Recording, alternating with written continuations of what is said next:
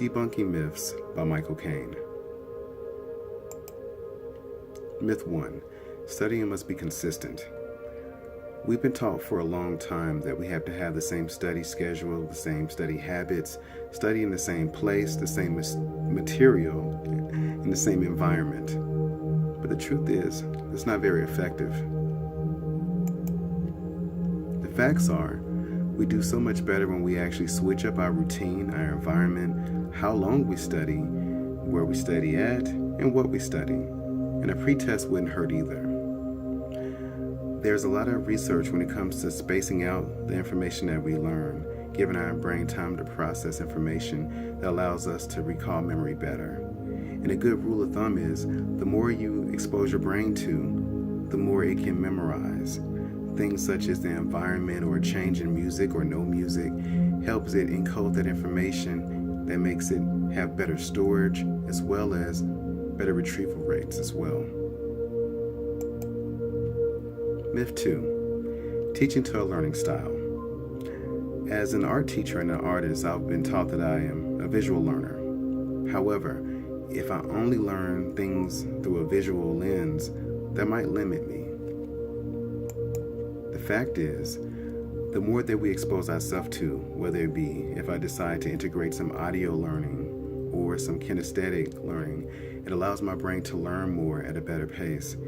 It exposes my brain to more, so therefore the memories are stored in there a bit better than if I just merely did everything visually.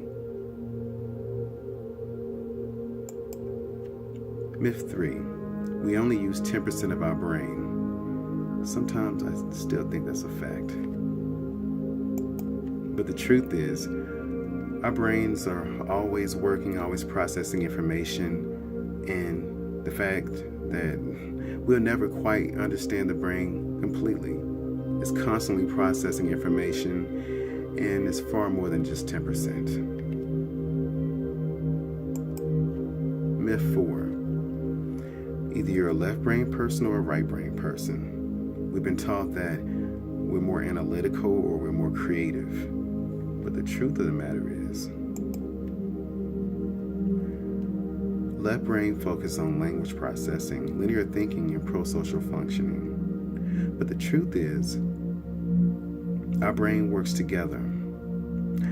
It reminds me of a passage in Carrie's book when there was a surgeon that operated on a man that pretty much separated his brain hemispheres, and he was able to work and still interact despite losing that connection.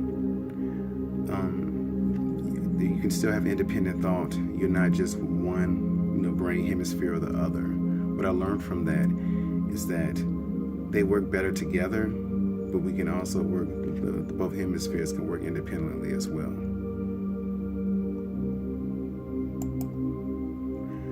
In conclusion, we must unlearn what we've learned, to quote Yoda from Star Wars.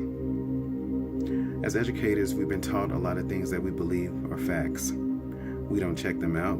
They become just good old wives' tales, as they say. But we have to search out, do research, and do our due diligence to learn if they're facts or not. Everything that I mentioned before, it was at one time presented as fact, but I've learned now that a lot of them are not. It's a process of kind of breaking up the things that we've known in the past and searching out new things, which is kind of a reminder of Piaget's, I believe it's called disequilibrium, when we break up what we used to know and we search out for new learning or new schemas.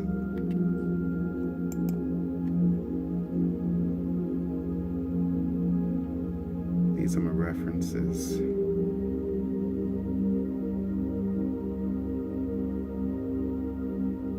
And thank you for taking the time to review my PowerPoint. Forgive the nasally sound, I was a little sick.